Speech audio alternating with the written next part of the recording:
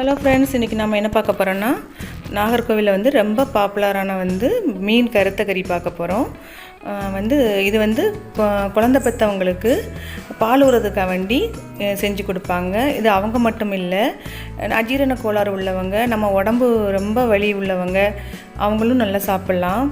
இது குழந்தைங்களுக்கும் ரொம்ப ரொம்ப பிடிக்கும். ரொம்ப டேஸ்டியாகவும் இருக்கும். 2 நாள் நம்ம வெளியே வச்சே சாப்பிட்லாம். அது எப்படி செய்யலான்னு இப்போ பார்க்கலாம். இதுக்கு தேவையான பொருட்கள் பார்த்துடலாம். மல்லி நான் 2 ஸ்பூன் எடுத்திருக்கேன். பூண்டு ஒரு 2 முழு பூண்டு நான் கொஞ்சம் பொடியாக வெட்டி வச்சுருக்கேன். முழுசாக போடும்போது அது வெடிக்கும். 5 காஞ்ச மிளகா, 1/2 ஸ்பூன் கடுகு, நல்ல மிளகு 1 ஸ்பூன், சுக்கு 2 சுக்கு அதை நான் தட்டி வச்சுருக்கேன். ஓமம் 2 ஸ்பூன் ஓமம். ஏன்னா இது ஓமம் கொஞ்சம் நம்ம தூக்கலாக போட்டால் தான் அந்த கறி ரொம்ப சூப்பராக இருக்கும். அந்த ஓமத்தோட மனம் ரொம்ப அருமையாக இருக்கும்.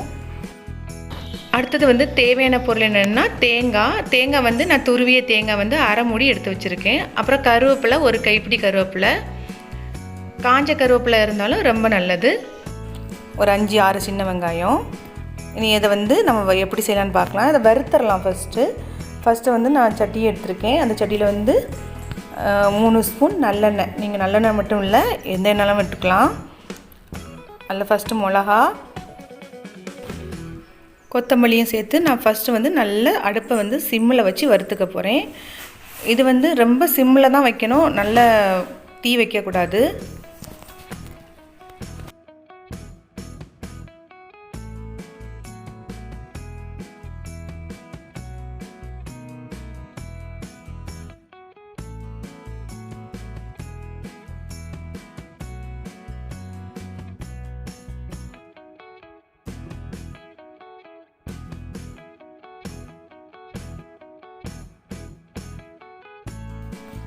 கொத்தமல்லியும் நம்ம மிளகாயும் சேர்த்து வறுக்கிறதுனால மிளகாவோட கலர் மாதிரி நல்ல கலர் கொடுக்கும் அந்த குழம்புக்கு.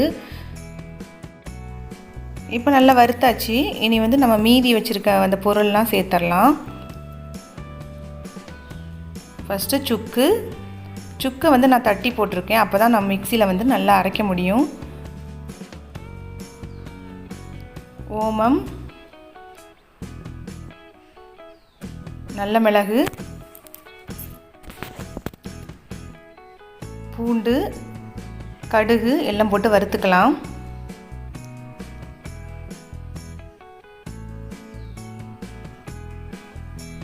மிளகு நான் கொஞ்சம் கூட போட்டிருக்கேன். மிளகா ரொம்ப கம்மியாக தான் போட்டிருக்கேன். மிளகு நம்ம காரம், சுக்கு பூண்டு அதுலேயும் நமக்கு காரம் அதிகமாக இருக்கனால நான் மிளகா ரொம்ப கம்மியாக தான் போட்டிருக்கேன். அடுத்தது நான் சின்ன வெங்காயம் சேர்த்துருக்கேன். அப்புறம் 1 கைப்பிடி கருவேப்பிலை நீங்கள் காஞ்சி கருவேப்பிலை இருந்தால் இன்னும் சூப்பராக இருக்கும். நான் பச்சை கருவேப்பிலை தான் சேர்த்துருக்கேன்.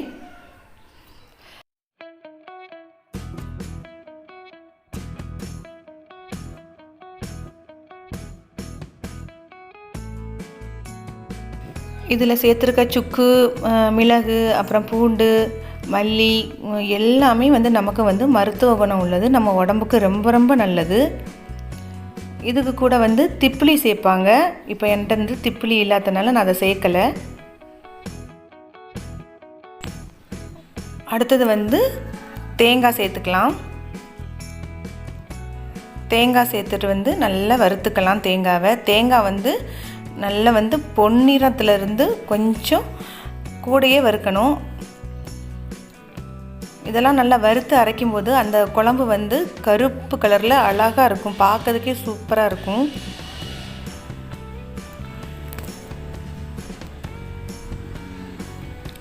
அடுப்பை சிம்மில் வச்சுட்டு நல்லா வறுத்துக்கலாம்.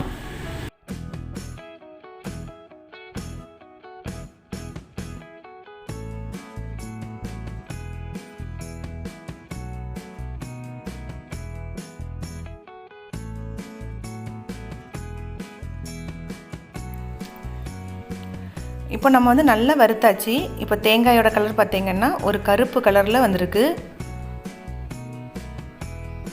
இதை என்ன பண்ணுறோன்னா இப்போ வந்து அடுப்பை ஆஃப் பண்ணிவிட்டு மிக்சியில் வந்து நல்லா ஆறுனதுக்கப்புறம் நல்லா நைஸாக அரைச்சி எடுத்துக்க போகிறோம்.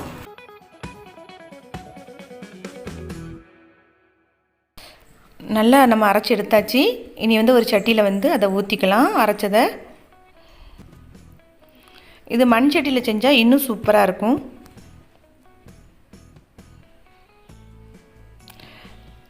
இதுக்கு வந்து வெங்காயம் தக்காளி எதுவுமே வந்து நம்ம வதக்க தேவையில்லை, தாளிக்கவும் தேவையில்லை. குழம்புக்கு தேவையான அளவு நம்ம தண்ணி சேர்த்துக்கலாம். தேவையான அளவு உப்பும் சேர்த்துக்கலாம். சேர்த்துட்டு நம்ம ஒரு கரண்டி வச்சு நல்லா கலந்து விட்டுக்கலாம். ஒரு எலுமிச்சம்பழம் அளவு வந்து புளி கரைச்சி வச்சுருக்கேன், அதை வந்து சேர்த்துக்கலாம். புளி கொஞ்சம் தூக்கலாக இருந்தால் இன்னும் சூப்பராக இருக்கும். அடுத்து வந்து நான் மீன் சேர்த்துக்க போகிறேன். எல்லா வகையான மீனும் இல்லை சேர்த்துக்கலாம்.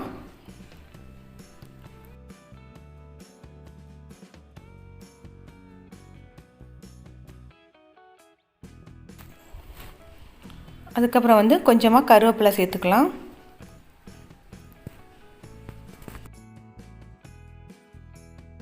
வந்து பெருங்காயத்தூள் சேர்த்துக்கலாம்.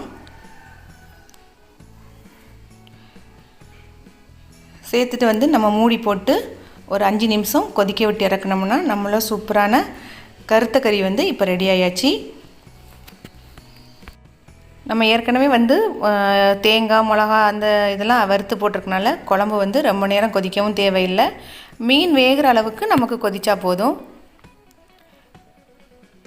மீன் சாப்பிட விருப்பம் இல்லாதவங்க மீனுக்கு பதிலாக வந்து நம்ம வந்து கத்திரிக்காய் அல்லது சுண்டை வத்தல், பூண்டு, சேனக்கிழங்கு அதெல்லாம் வந்து மீனுக்கு பதிலாக வந்து இந்த குழம்புல போட்டு கூட சாப்பிட்லாம்.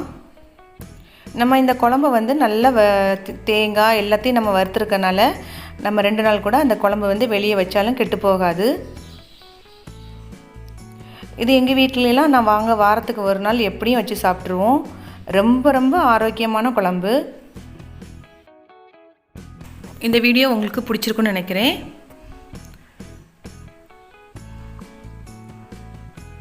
தேங்க்ஸ் ஃபார் வாட்சிங்.